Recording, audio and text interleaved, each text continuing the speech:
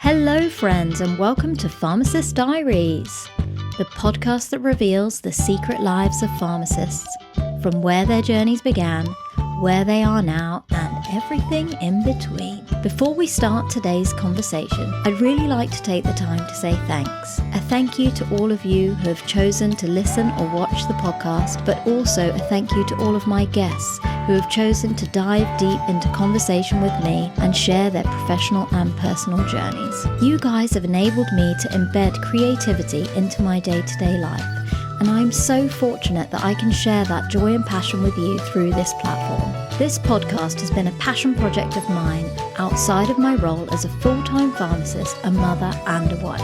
Everything you see and hear has been built in my spare time. In order for this platform to grow and provide you with insight into the lives of pharmacists, I really need you to hit that subscribe button. I am super excited for what's in store for 2023, and a lot of that will depend on the number of you that subscribe to the channel and tune in to regular conversations. Thanks again for all the support, and I'm really looking forward to the development of this podcast and our pharmacy community. Don't forget, my website is now live and up and running. You can access full show notes to all of my episodes and more at www.pharmacistdiaries.com. Make sure you subscribe to my newsletter so you can receive emails of upcoming episodes, free content, and regular inspiration. Now let's see what's in store for this week's episode. Here we are. I always say that. Here we are.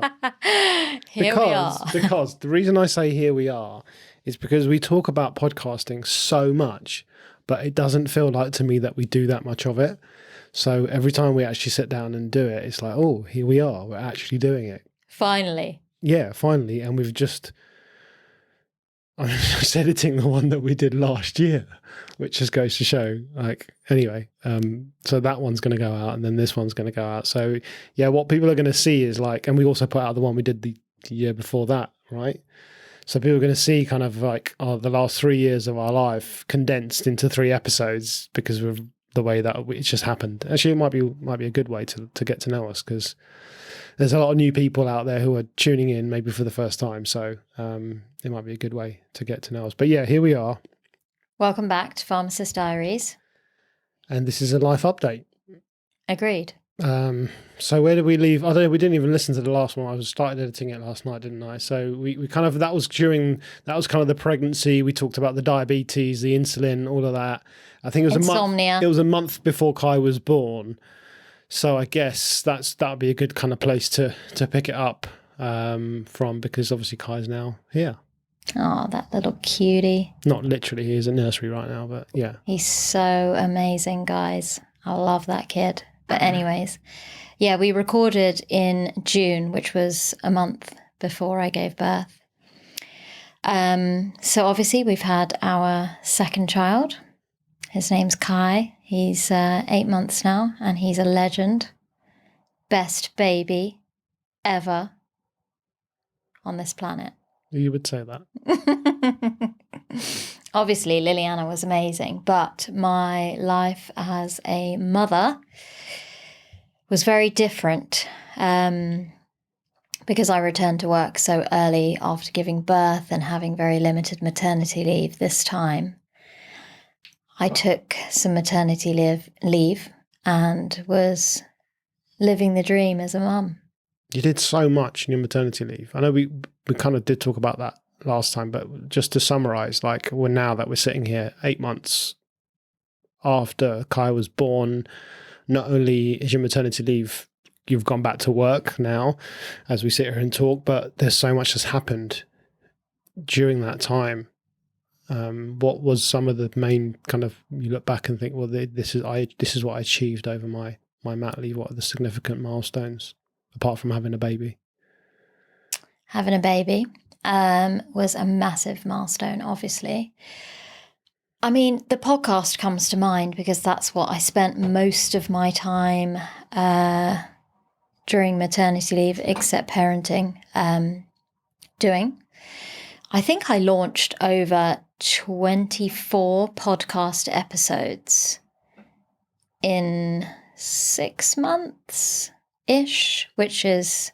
It's one a week. Amazing. That's one a week, right? Yeah, it was an amazing achievement. 52 weeks in a year, 26. Yeah, that's amazing. Yeah, it was amazing. It is amazing. I'm so proud of that.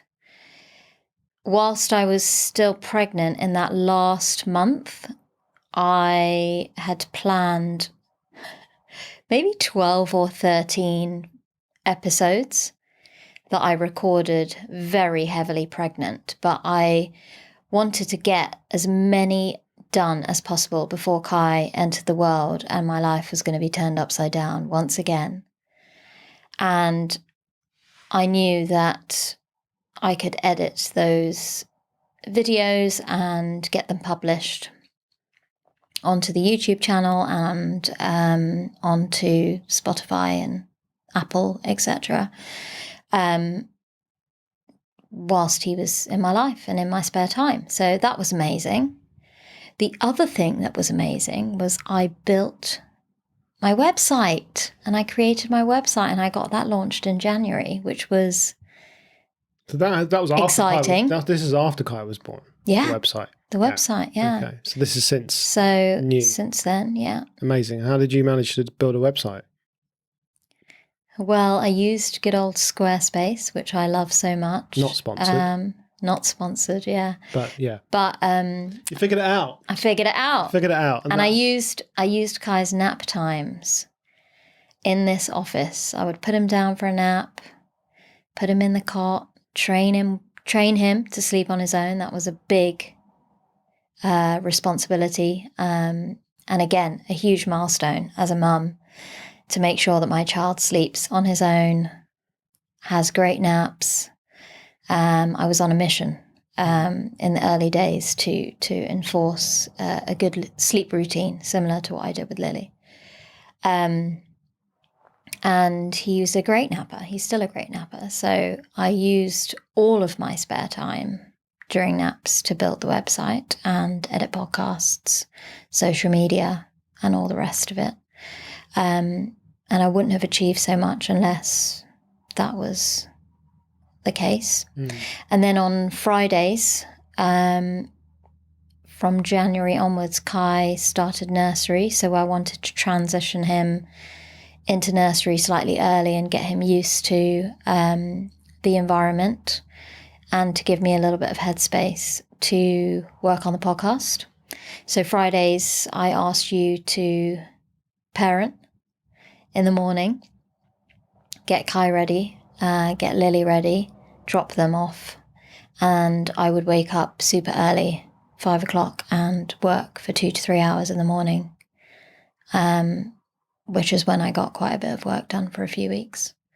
But it's been difficult to maintain that because of the lack of sleep and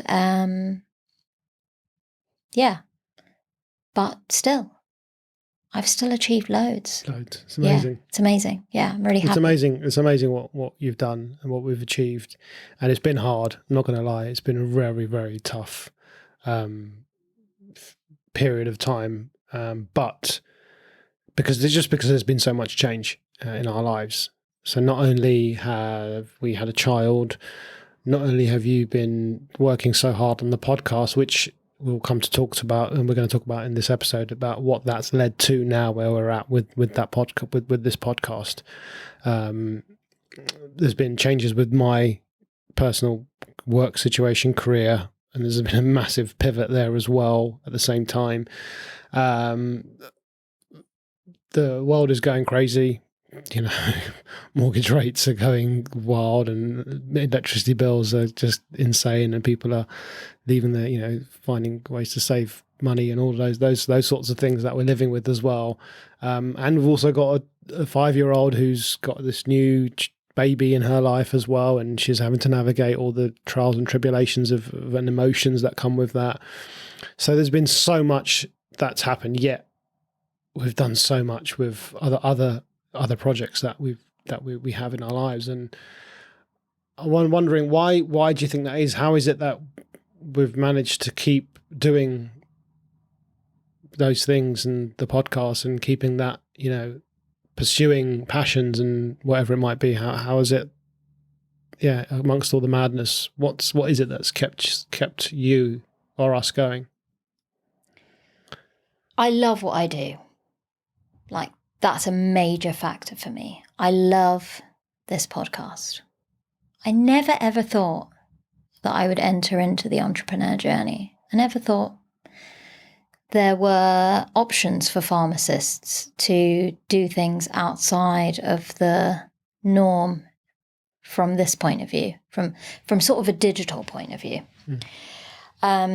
So having built this and seeing its growth, seeing how it changes, it's opening doors and opportunities for some really exciting things. Some really amazing projects are coming up for Pharmacist Diaries. Let's not beat around the bush. There's some seriously exciting stuff coming my way, which I feel like I've manifested a lot of the work.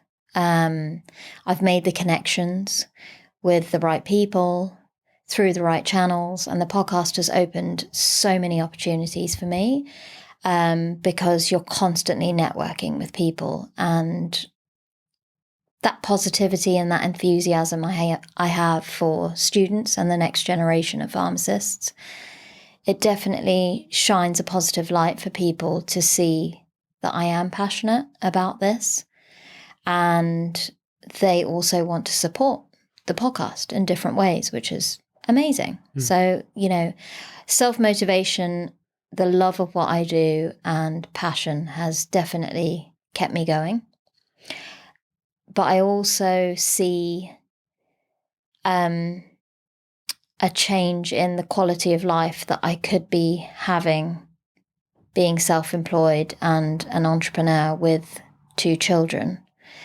I can see how much I would enjoy my day-to-day life knowing that I no longer have to live in the 9-to-5, long commutes, terrible train journeys, stressful, cramped train journeys, and cancellations in trains, and strikes at work, and all of the rest of it. I can see how much excitement I feel knowing that that could be a possibility for me as a full-time job. But I absolutely love what I do at the Evelina and at King's College London. I'm so passionate about the job and helping students and helping patients that it's difficult to, in some respect, to let go. I want everything. And you can have it though.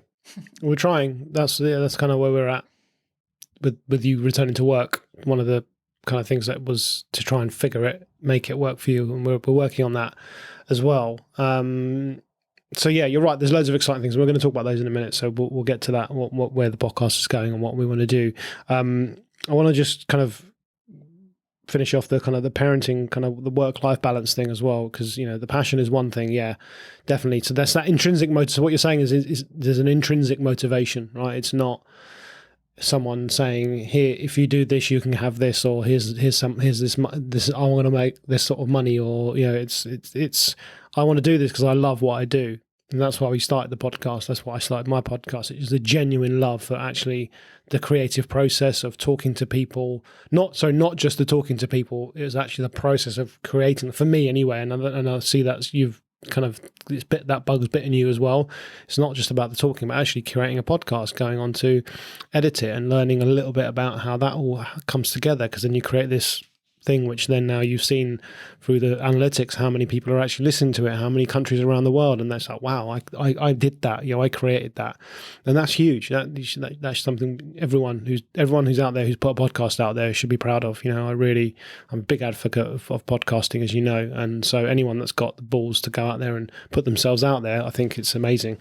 So that whole process, but yeah, I think you're also right. It's about, what is this going to give us in terms of that quality of life? And it comes back to thinking about our children. What is it that children need? Is they need their parents around them more and more, especially in today's world with everything that's going on. So how can we make it so that we're around our our children a lot more, so they have that support, but at the same time we can sustain a lifestyle, we can sustain a level of income that we need. And these are the conversations that we're having at the moment. Without saying too much, we're going to make some major changes in the way that we live, because to facilitate that, right? To facilitate, a lower, simpler life, as well, but also a life where we are closer to kids, and maybe hopefully one day, living that nomad kind of lifestyle, that creative lifestyle where we are working from home. And like I said, there's things happening which are going to help us to do that. So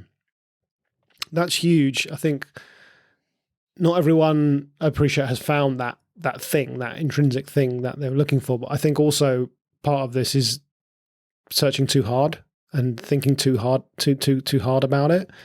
I didn't know, 10 years ago, I was still into technology and IT and phones and all this stuff. I was still doing into all that. I wasn't doing anything with it. I didn't know that was going to lead me down the path of where I'm sat today and doing the things. But it was that interest in technology that kind of was just one thing that led to another, and then it kind of brought it all back to photography and videography, and then the creation. And so sometimes it's not that obvious. My point is, it's what that thing is. It's not obvious, but if you follow your curiosities, it's what are you curious about, right? What are you interested about? I think it was on Stephen Bartlett's podcast where they said, to find out what you really are interested in, look at your bank account and look at your internet browser history. Right? Or maybe it was Ali Abdel. I'll get confused. Simon Ong says it as well. Simon Ong says it. There you go, Simon. Of course, I'm someone I know in person. Yeah. It's, you look at your bank account and you look at your internet browser history. So what are you spending time and money, right? What are the two things you're spending time and money doing?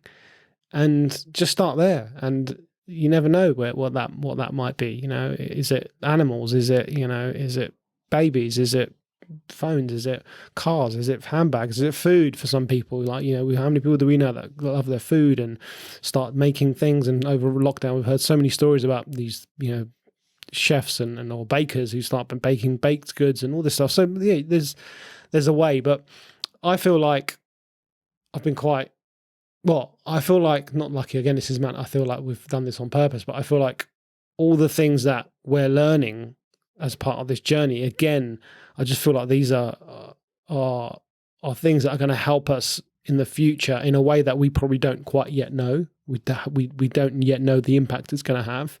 And that's the exciting thing for me, because I know that the skills that we're developing, the things that we're doing, the content that we're putting out there, the energy that we're putting out there as well, it's 100% going to help us in this journey. And the not knowing the impact of it is for me also quite exciting. So there's a little bit of an unknown there as well.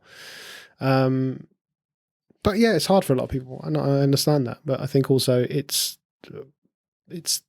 getting from a place of, I want this. Well, how bad do you actually want it, right? What are you willing to sacrifice? Are you willing to sacrifice that time that you might spend? I get it. It's like you said, like in your spare time when you were on maternity leave, you were editing your podcast, you were recording your podcast. Whereas I understand a lot of mothers were, hey, I'm sleeping, or I'm catching up on housework, or I'm pumping and I'm doing all of these other things, which again, we still had to do those things. You still had to do those things. However, the priority went to the thing that you loved and you wanted to do, as opposed to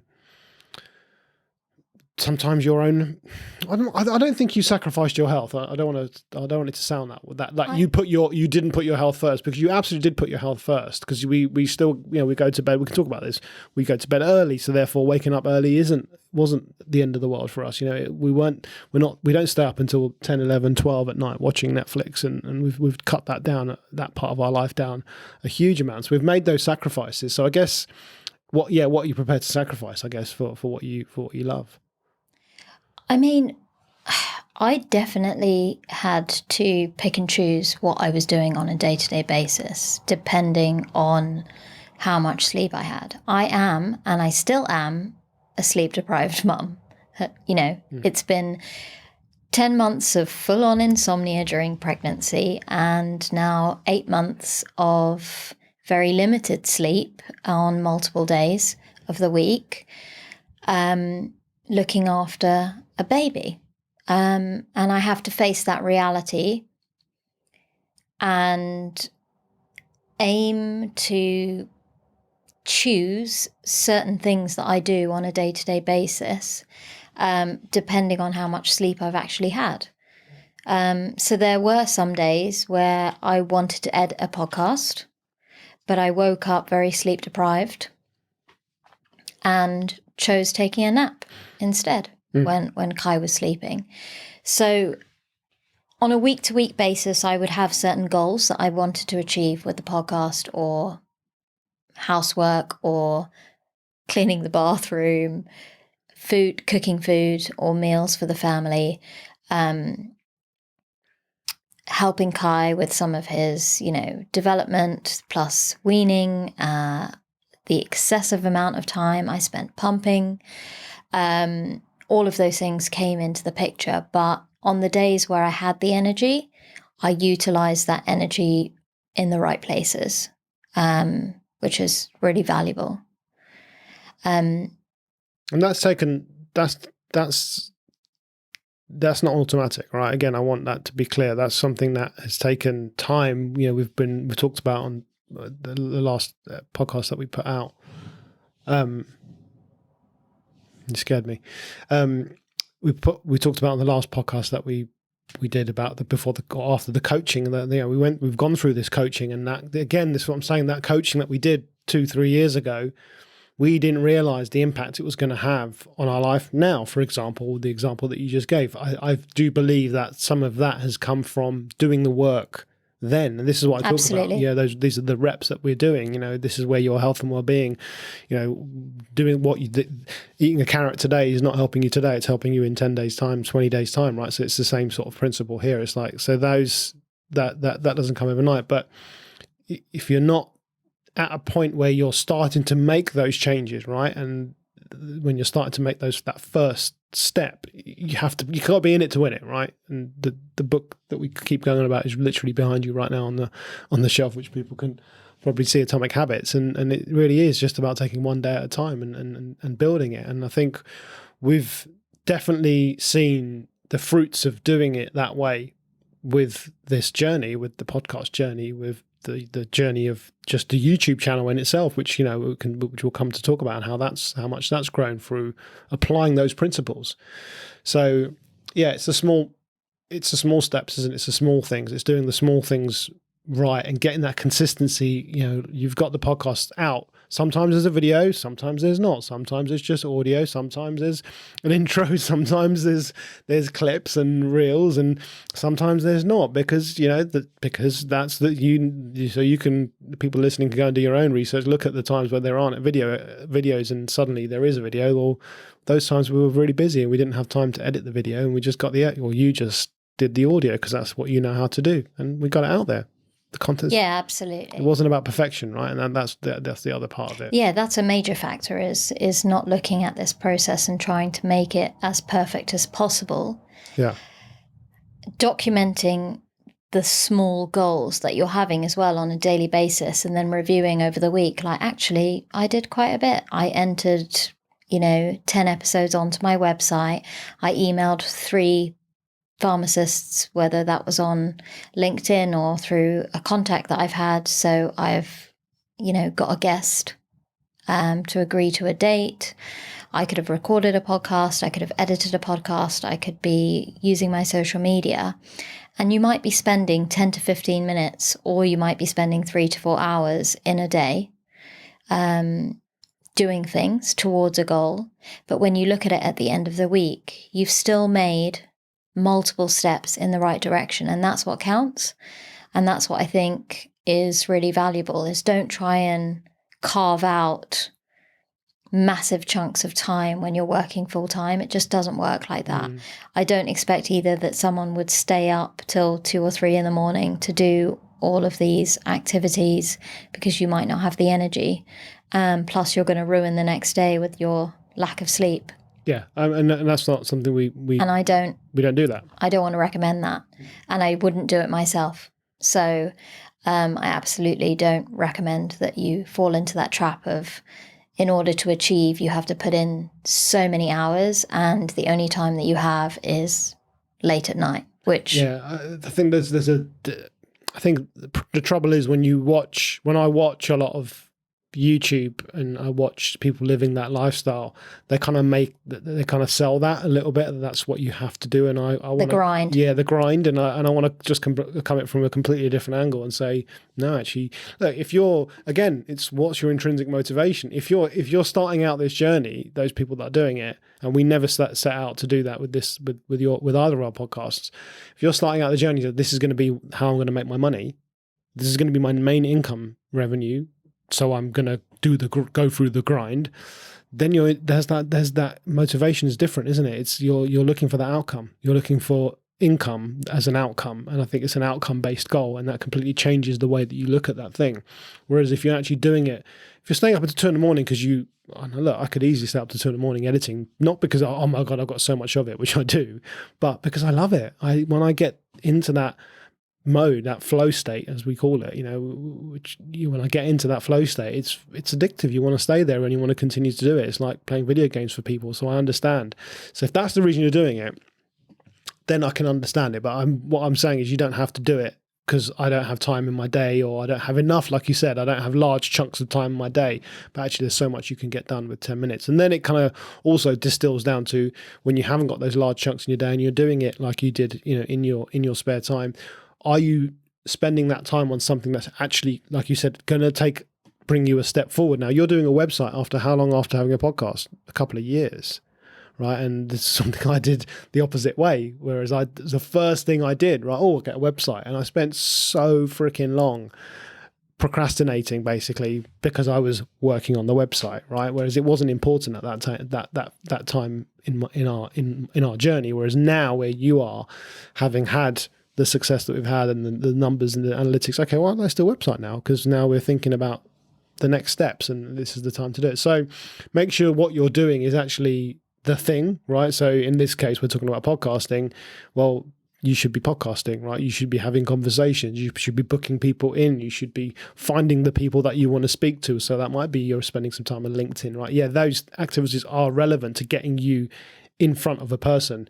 Choosing what microphone you want to buy or how to set up a podcast, that's not where your energy needs to go, right? That's stuff that will come. It'll come later. Yeah. So balancing sort of home life and work life during maternity leave has been a different type of juggle, but we've made it work, which has been really exciting. How does it feel to be a dad of 2 kids? How does it feel to be a dad of 2 kids? It feels like being a dad of 1 kid, but harder.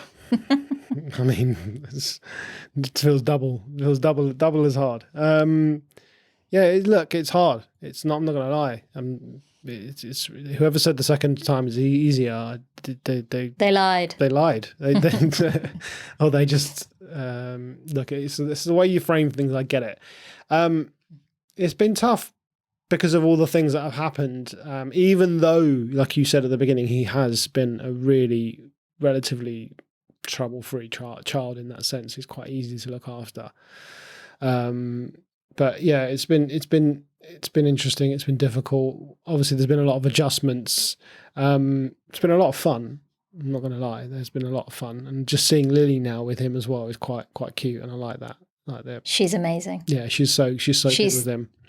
An amazing big sister. So I'm learning a lot from her and the way that she is with him, and I'm learning a lot from him as well, and just learning from last time how to read his signals a little bit more, and just kind of being with him more and just being present, and all, again, it's all the reps, right, that we've been putting in and I've been doing that inner work. I feel like it's, again, I'm not perfect, so I'm not there, but it's helping me in those moments.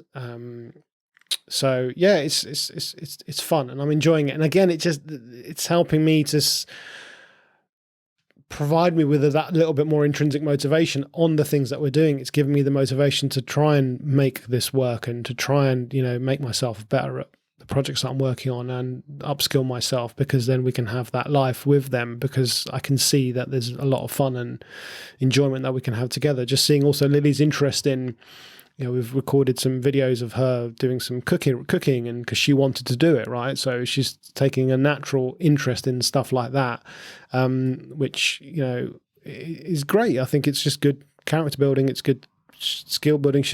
We're just doing what we love. And if she wants, we're not telling her to do it. If she wants to do it, then great. If she wants to go off and do something completely different, then also great. We're supporting that. We're supporting her. But I think we know that your environment plays a big part. So yeah, so just that's been fun. She's amazing in front of the camera. When you put her in front of a camera, she's got some really good natural ability. Where does she see that? I don't know. Maybe it's just from watching CBeebies. I mean, she doesn't watch a lot of YouTube, or I don't know. I watch a lot of any YouTube at all. So whether she's getting that from somewhere else, which is possible, but she's seeing it somewhere and she's copying it, and she's quite good, like you say. She's really good. And she enjoys it. She enjoys it. Yeah. So again, and we've started with her utilizing that. It's okay, if you're interested in that, let's do it for a reason. Like, for example, I was messing around on GarageBand, and she took an interest in it because she started to take an interest in creating music. Like, she had the keyboard in her room for a while, and we started creating some beats, which we've actually used on your reels. So some of the music that we've put out, that if people go to your YouTube channel and watch some of the shorts, sorry, not the reels, they're beats that Lily created on the iPad. And she knows that, right? So she's like, I've created. So she feels that sense of, I created something, right? Again, that there's value in what I'm doing. It's not just, I'm not just messing around. This is something that adults can use as well. And then she'll get that interest to want to do it, hopefully. And again, she doesn't. It's cool. Like I'm good with it. Like the other day, I offered it. Do you want to come home and have iPad time with me, or do you want to do whatever this other thing was? And she shows the other thing, and I was like, cool, okay, it's whatever. I think it was go to the doctors with you and Kai. That day, because I was like, I didn't want to leave you with both of them, because it's hard. Again, it's hard looking after both of them. So I was like, look, I'll try and look after Lily. But she didn't want to come home and do iPad time and create beats. She wanted to go to the doctors with you and Kai. So I was like, cool, go. So yeah, she's really good from that perspective. I do like being a little family unit of 4 now. Yeah, it's fun. It is. Because he's kind of got his own little character now as well. He's hilarious. Yeah, he's quite funny. So he's such a funny guy. He's always takes it all in. He wants to be involved. He wants to know what you're doing. He's always laughing and smiling. Yeah, especially with Lily. Yeah. So my life's changed a lot because of obviously having Kai. It's changed a lot since you've now gone back to work after mat leave, because it's left us with some childcare dilemmas, shall we say. So we've got him into nursery twice a week, which is helpful. So that's obviously 2 days, which we know one of those days is today, a Monday. So that's helped.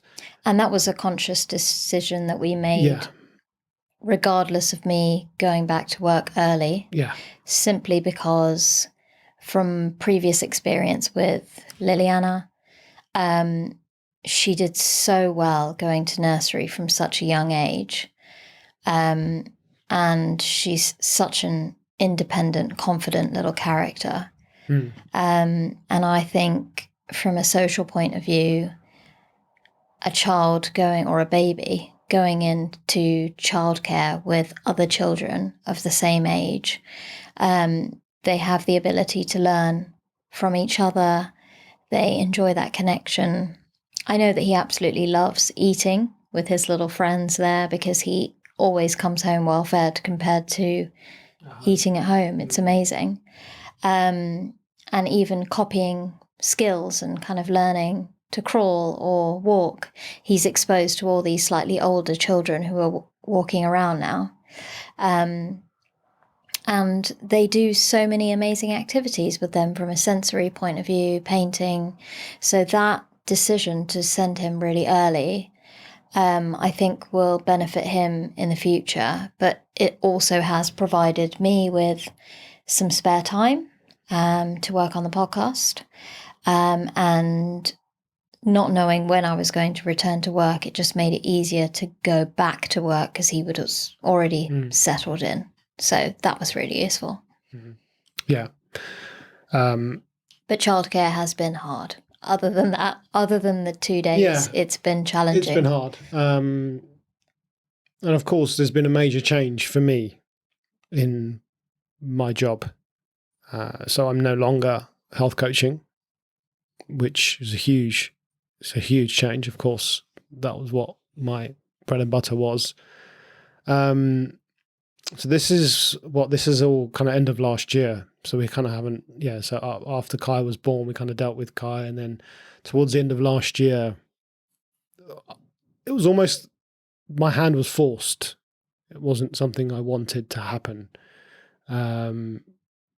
So yeah, December was when I actually quit the job. But towards the end of last year, I don't want to. I guess I could go into it. It's probably boring, to be fair. It's more than anything else. So people can skip past this bit if they really want to. But yeah, so what I was doing before, diabetes prevention program as a health coach, delivering one-to-one and group coaching, wasn't it? It wasn't one-to-one.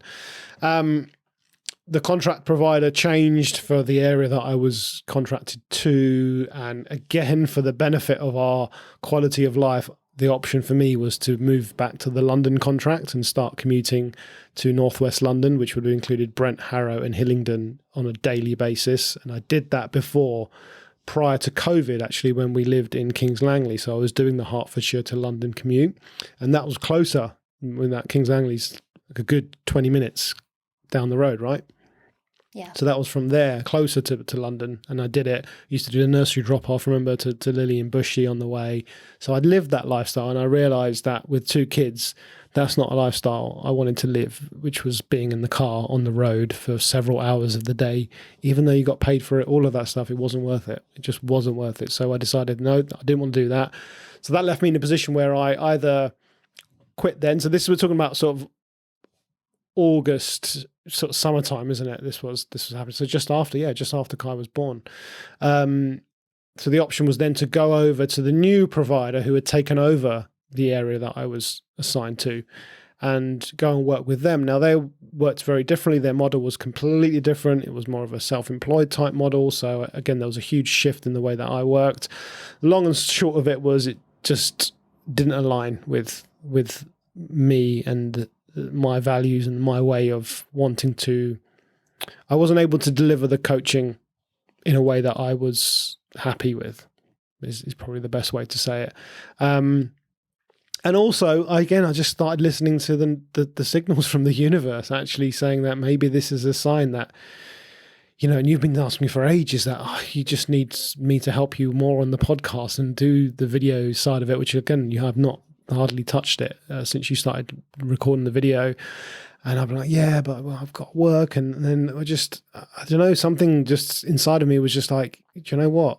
I think this is a sign that I should do what it is I was already doing, right? So I was already creating videos, not just for us, but for other people. I've got paying clients who I create video content for, videography, editing. I've been doing that for a while now, for a few years. And that's just been kind of in the background, again, ticking away.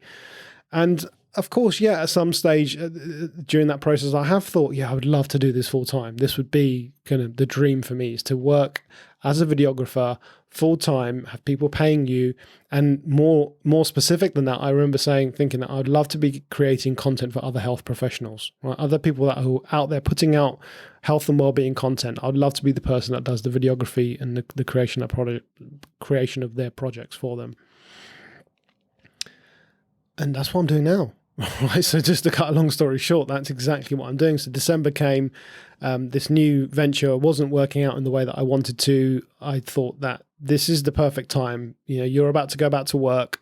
We're going to be in a childcare situation where we're going to desperately either have to spend loads of money to have him in nursery for us a few days, or get parents involved, which we have done as well. But it was going to be difficult. If I just quit my job, then and focus on the videography and put that extra time that I then get around childcare into Pharmacist Diaries and actually up the production value of that that's going to benefit us way more in the long term than me working and slogging away, trying to, get income through this source. We can actually, it'll be hard, but the initial period will be hard where I stop, and we're in that now, right, where I don't have that income. So it is difficult. We're undergoing that. Our mortgage is going up. Our bills have gone up. But we can see the long-term thing here, right? We can see that actually there'll be a little bit of struggle. We'll make it work, but it's going to be worth it, right? And that's kind of where I've been. So I guess that was this is a little update for my Stay Whole community, because I've literally I feel really bad because I feel like I've just walked away. And I haven't posted on Stay Whole. I think I did an episode in December. I'm pretty sure I did an episode. I know end of November I did the International Men's Day movie, and then I had the episode with Nick. But I haven't posted on there, and I decided to take a break over Christmas from social media. So there was a little bit of intention, but obviously during that time, December was when I decided to quit my job, and then I came back in December. So January, February, March, I worked my notice period. So all through that time, I was kind of sitting here thinking, I'm not a health coach anymore. What do I do with Stay Whole? How do I go on there and be genuine? And, there's so many questions. There's still loads of questions going on in my head about that. So I guess, to the Stay Whole community, I'm still here. I'm okay. Things are great. I'm just not working in health coaching, but I still love health and well-being. It's a big, big part of my life. I'm still involved in health and well-being. I'm still involved from a content creation perspective. I still want to do my podcast. It's just, I still want to speak to people. I still want to connect and network, because it's been a great way for me to meet people, and I've loved that. I just don't know how right now it fits into everything else that I'm doing. And it comes back to that time thing, right? It's like, yes, I could easily continue to interview people on Stay Whole and put the podcast out there because I love creating that content. But the way that I'm creating that content now is at such a level where there's a lot of time involvement. And I've now got paying clients who are paying me for projects that I'm doing, which is taking up that time that I had for Stay Whole before. And of course, I've got Pharmacist Diaries, which, is an important part of our life jigsaw as well. So I'm having to put a lot of time into that, which I want to do as well. So it's kind of like, where does that leave that? And we've had the discussion of, we are going to, and again, we'll come to talk about that, maybe merging some of the content and, health and wellbeing content that we do together, but we'll come to that, I guess, when we talk about your podcast. So so what's happening with Stay Whole? Watch the space. I don't know is the honest answer right now. Thank you for people that are followed me and listened to the journey. It's not over. Maybe I'm just going to launch a season 2, and just the ideal for me would be just to start a new season, kind of just close this season off. And from season 2, it's literally only going to be in-person podcasts. So it's only going to be where people we're sitting, just like you and I are now. Whether I go to someone's house and we set it up there and do it, or whether people come to me.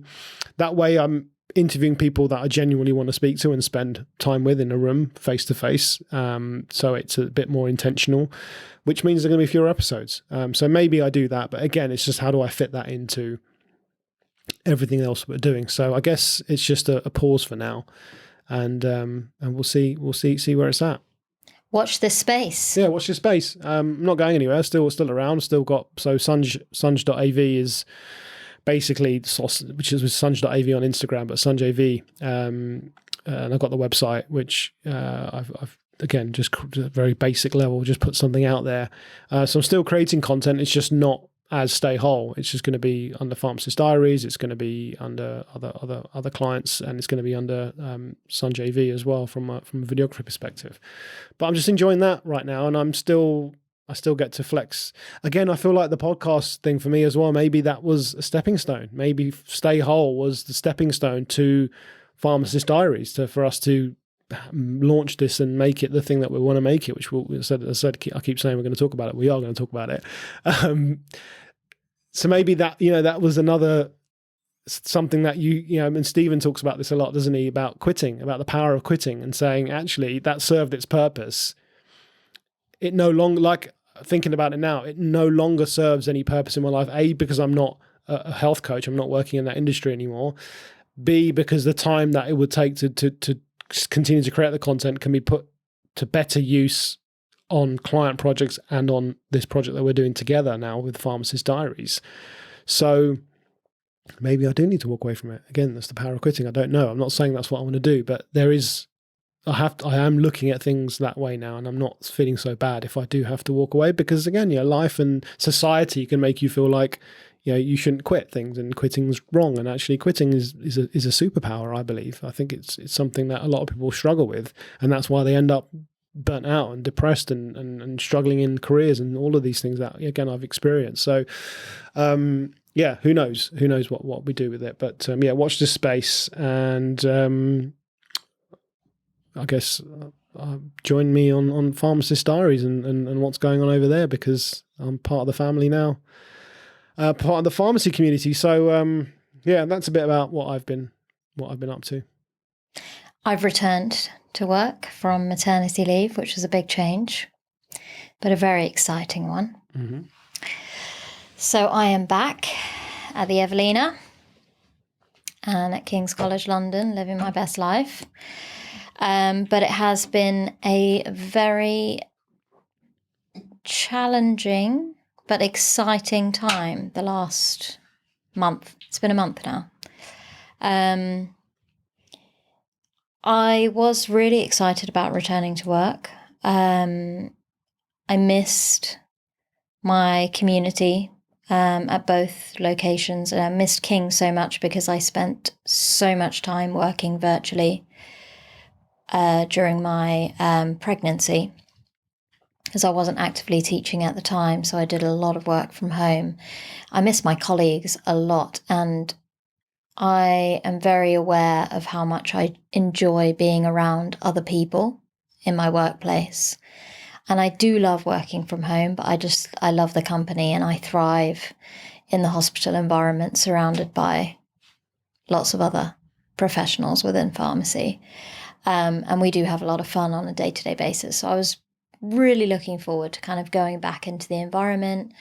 I was aware that we were having international pharmacists coming over from all over the world. And they're going to do an internship with us for 6 to 12 weeks, and organising all of that needed doing.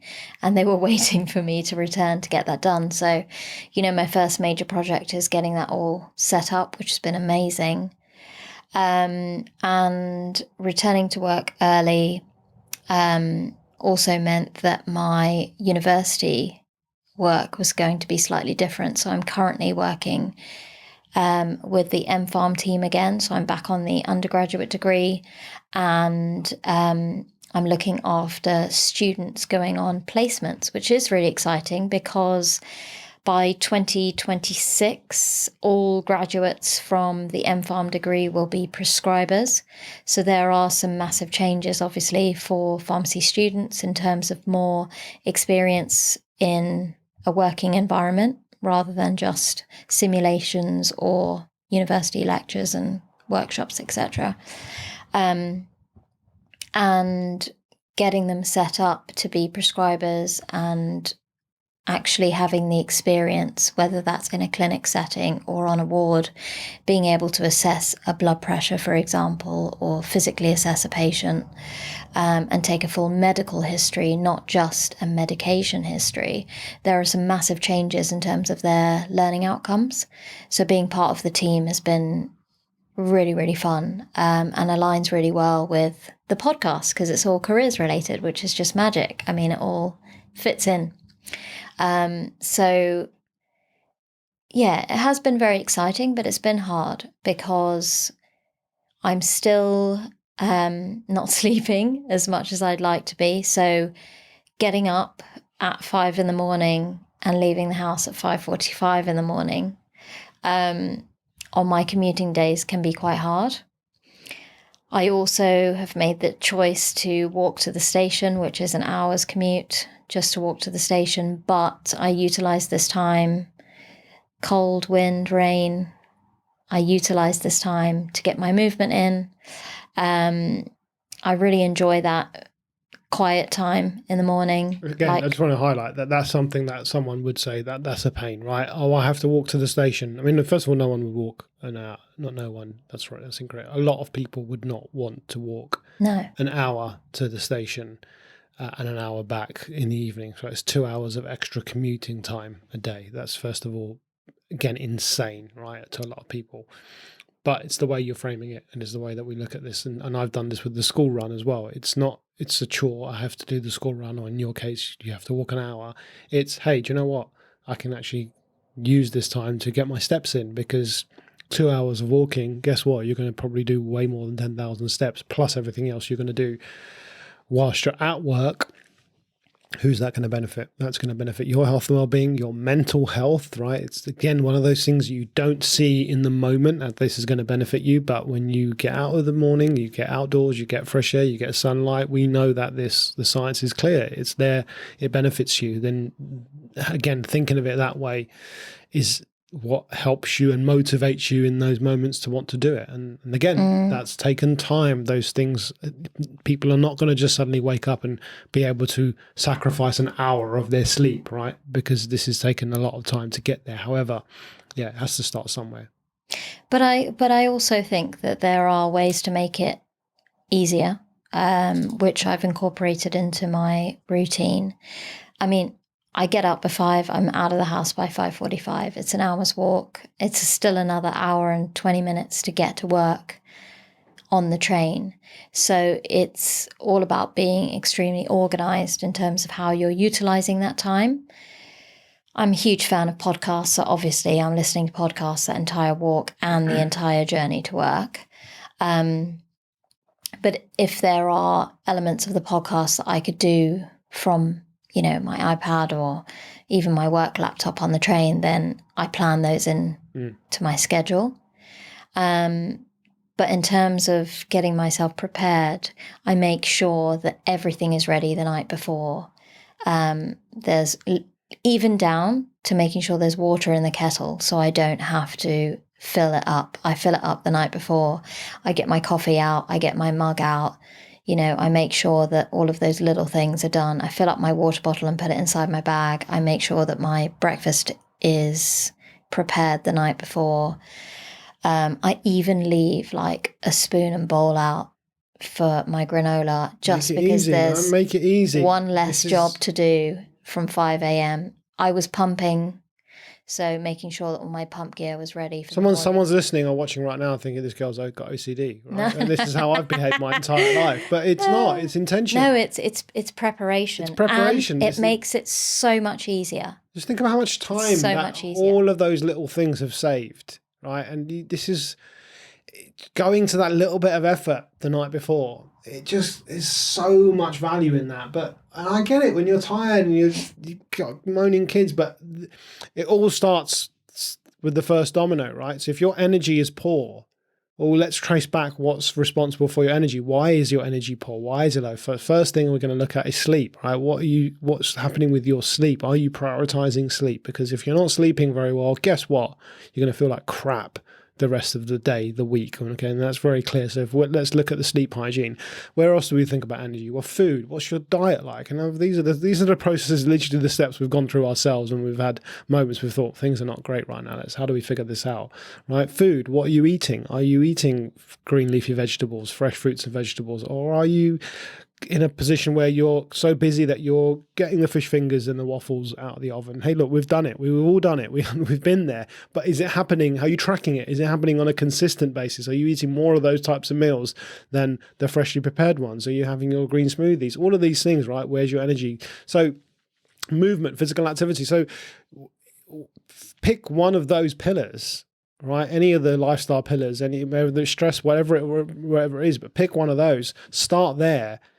And then maybe in a year's time, maybe in 6 months' time, you will be able to wake up that extra hour early, or you will be able to dedicate that time to planning a little bit more. But it's just one thing, right? So for a lot of people, it's just something that as a coach you talk about a lot, especially as a PT. It's exercise, right? So it's a simple one, isn't it? It's put your shoes, put your running shoes on, right? Just put them on.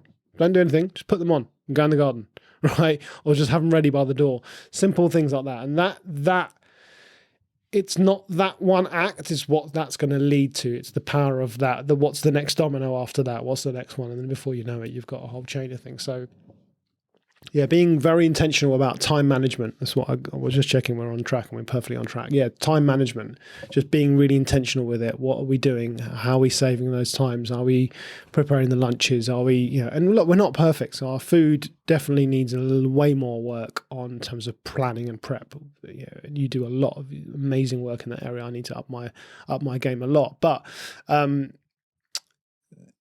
we're doing it right, especially when in areas like that where you're going to work the next day and you have to be focused and ready. I was a little bit like that with my videographer. When I've got a videography client and I've got to drive 2 hours in the morning and leaving at 6 o'clock in the morning, well, guess what? I'm packing my bags, like starting to pack my bags 2 days before, because I don't have 4 hours in the evening child-free, uninterrupted time where I can sit there and pack my bag. So I have to slowly do it over time. And so that's what I do. And again, these might be things people are already doing. And I think if you're already doing these types of things, I want you to become more aware of them and celebrate and give yourself a pat on the back, right? Because it's a massive achievement to be able to do this. It's huge. And I think this is part of something that I want to get more across as we do more of these episodes together, is that I want people to start to become more of a cheerleader for themselves, right? We talk about call it self-compassion, call it self-kindness, call it whatever you want, but recognizing, actually, do you know what? I've got some habits and I do some pretty good things. I do some pretty good things here, and I'm going to recognize it. So you should, so if you're doing these things and you already start on that journey, then amazing, good for you, and keep doing it. And just remind yourself of that all the time. Yeah, but organising my time has been really important for those days.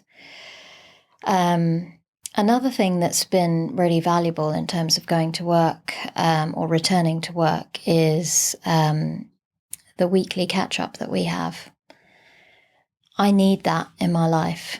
And I know some weeks we haven't done it, and it's really impacted me when we haven't done it, because one of us ends up getting flustered because of not remembering that it's my turn to do a childcare pickup, or you're in flow state and trying to edit videos and suddenly you realise you've got to take Liliana to swimming because we did agree it 2 weeks ago, but you haven't put it in your diary, or I haven't reminded you.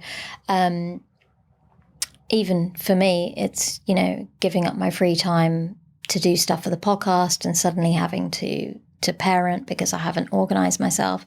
So those weekly meetings and understanding each other in terms of what we want to achieve for the week. Yeah, so explain what that weekly meeting is. So we've been trying to have it on a Monday morning because Mondays at the moment I am at home. Since returning from maternity leave, I'm taking annual leave weekly on Mondays to reduce my work burden and build myself up back to a full-time job. Kai's at nursery on Mondays and Liliana's obviously at school. So once they're out of the house, we usually sit down, have a coffee and look at the week ahead. I would ideally like to do it on a Sunday, but sometimes Sunday evenings are a bit chaotic, just getting Liliana ready for bed and ready for her school week as well. So ideally we sit down and we literally look at each other's schedules. So we've been using Google Calendar. We've got a family calendar on there, and we've got a podcast calendar on there, and then we have our independent calendars. So we just align our day-to-days to see, okay, well, if I've got a meeting at a certain time, or I'm recording a podcast, or I've got to go out of the house and, have a face-to-face. It's just time blocking, isn't it? We're just blocking our time so we know that, okay, this time I may see that time and say, oh, I've got an hour there, but actually you're on a call and I've got to listen out for Kai if he's sleeping, for example. So it's just time blocking, and that's helped massively because not only do we do it digitally, we have pen and papers, we have the planner, which the monthly planner, we'll put an image of it or some footage up now, but we've got the planner that we fill out and we put that on the wall. We've got our family timetable of, who's gets to listen to who gets to choose the music in the morning and the evening, who's making Lily's lunches, all of that stuff. So that's up there, which again, I'll put some images up of that. And then I write that and I put all of that in my planner. So we've got the journal, the one that we started again. This came from the coaching, right? That we did with Nilesh, show the high performance planner. So every day I fill out that. Again, just time block. Okay, in this chunk of time you're editing this, on this chunk of time you're doing school run, and you're getting your steps in, and etc. etc.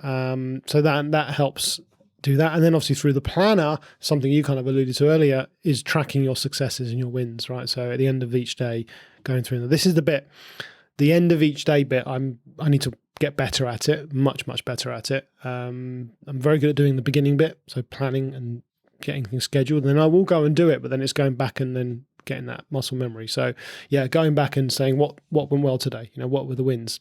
And I think that for me has been really important, because there are certain days like you're alluding to now, is that where I am at home parenting 100%. That's my entire job. And in the past, see, we were just talking actually about you doing things when you were on your mat leave, when Kai was sleeping, and in those spare moments. That's something I need to get better at, because I find that quite difficult. I find it difficult to go from one task to another. So for example, like you said, when you're in flow state editing, and I 100% do get into flow state when I'm editing, to then break that and then try to get into a flow state, if there is such a thing as being a parent, it's really hard for me. It kind of feels like it takes a lot of mental capacity to do that. Whereas when I actually write down the beginning of the day, or even the beginning of the week, okay, on Thursday, my intention is to be the best dad that I can for Kai, because I'm at home with Kai on my own. And I write this as a question, the question to yourself in the beginning of the day: how are you going to make this day fun for a 8-month-old, right? What would you want someone to do? If you were 8 months old, how would you make this day fun? Now, when I go into my day like that, and I set an intention that I'm going to be a parent today, just writing that down and setting that thought and intention that I don't have to worry about editing, I don't have to worry about that project. All I'm going to do is just make this kid laugh, because guess what? That's just something I happen to be good at doing. I have a great day. Right? I have a really, really good day, because I'm just focused on that one task. And then at the end of the day, what went well today? Guess what? I was able to fulfill my goal of being the best dad that I could be today. Or I made Kai laugh a different way, or I made him crawl, or sofa surf, as we start. All these little things, these are the things I'm writing down, so it doesn't feel like, because otherwise those days when you're a parent feels like you've not achieved anything. Where actually, if you've been a parent that day, or several days, if you're a parent listening to this and you are a full-time parent, then you are achieving significant things, but you are just not taking stock and taking note of them. So you don't need other people to motivate you. That's talking about, getting back to motivation. Your motivation comes from within, because you writing it down and saying to yourself, you've done good, is motivating, right? If someone else came up to you, now for a lot of people, they want validation from their parents. I don't want to get into childhood trauma and all that. We can have another conversation about that. But a lot of people want validation from parents, right? And I certainly did. Imagine that person came to you at the end of each day as an adult and said, "Hey, you did the laundry today, and you folded it and put it away. Well done. That's so good. You did that. You really should be proud of you." That would make you feel good, right? If someone actually did that, you would feel, oh yeah, thanks for acknowledging those little things that I did. Yeah, I did pick up Anisha's cups that she'd been left lying around, for several days or near the sofa, and my bowl that I left there the other night, which I was eating nuts from. I picked that up today and I put it in the sink. Well done, you, right? Those are the little things that are going to make you feel good. So why are you waiting for someone else to say them? Say them to yourself, right? Recognize them. And it's not being soft. It's not, being soft on yourself. It's just actually trying to get yourself into a habit of looking for good things in your life. Right? And I talked about this with Lax the other day when we recorded her podcast, that, it's about looking for good things that are actually happening around you and priming your mind to find these things, because they are there, but it's very easy to get caught up on the negative things, right? Yeah. If I say to someone, "How was your day?" And I've said that to people so many times. How many times you get the first thing, but they don't have an answer. It's going to be something probably not that positive. Oh, what a day! Right? Straight away, because you can easily think about the bad things that have happened in your day. Oh yes, God, that train. I missed the train this morning, Sanjay. Oh, the train was delayed. Right? Do you remember what happened to me the other day when I was walking in my hour-long walk and it was raining the whole time? And some evil human drove by and just drove through the giant puddle next to me and soaked me head to toe. Look at your voice. Listen to your voice and look at the video, like the image of Anisha's face when she said that. See how much emotion was there and how you remembered that so vividly, so easy. Okay, but on that day, what's something that amazing that happened to you? No, but listen, before I wasn't negative about it. Okay. So usually, if that happened to me, well, normally, if I see puddles, I literally start running on the pavement so that I don't get wet. But because this puddle was so long, and I was like, it's 5:45 in the morning, no one is going to be so evil to drive through a puddle. I leisurely listened to my podcast. I had my umbrella sort of sideways just in case they, mistakenly wet me. They clearly did it on purpose. But in that moment, I felt sorry for that person. I was like, I'm soaked and I'm wet and I still have the rest of my journey to work. But I feel sorry for you that you felt the urge to do something so unkind to someone else.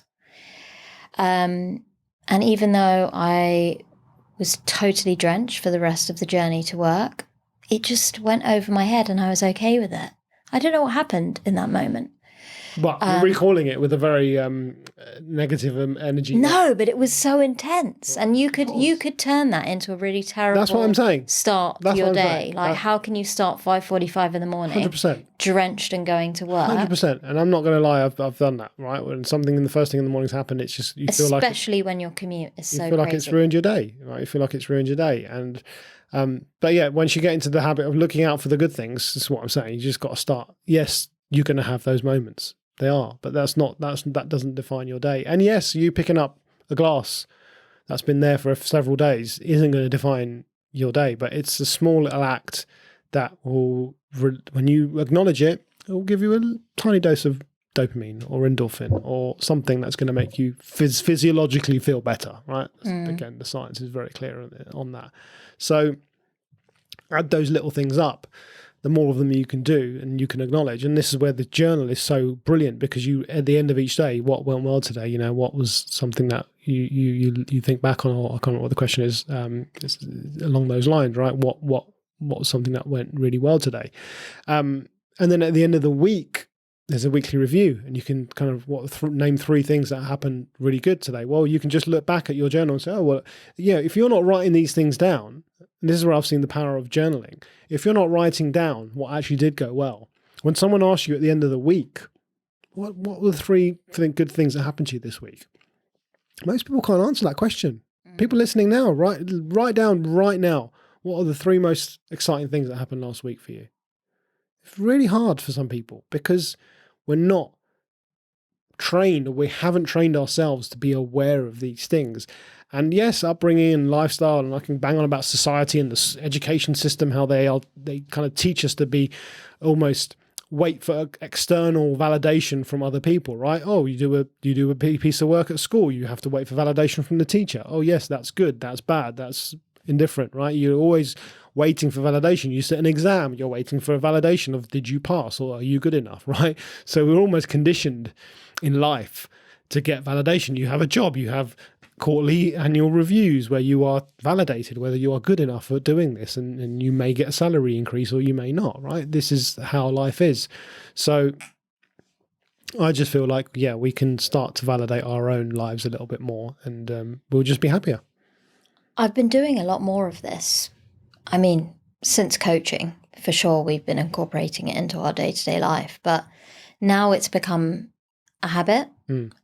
Which is great because, for example, at work on Fridays, of course, I'd love to have the entire day to palliative care, but every week that I've been going into work, I've been covering or supporting a pharmacist on a ward in the morning, which normally takes all of my morning. I end up covering the dispensary at lunchtime because that's my Friday scheduled day to do that. So that's from 1 to 2. And then from 2 till 6 o'clock, I'm usually what we call clinical lead. So you're literally supporting the junior pharmacists on the ward, but you're also responsible to try and provide as much education and training in the afternoon. So that could be going through complex patients with pharmacists, or students, trainee pharmacists, or maybe assessing them on their skills. Now, a lot of my team find that this element of our role is somewhat a burden because you've got so much of your own job to do that to spend the afternoon giving up all of your time to the juniors takes away some of the tasks that are on your already overloaded list. And this is probably very common for hospital pharmacists all over the country, is that you're constantly backfilling other people's roles or supporting the pharmacy team.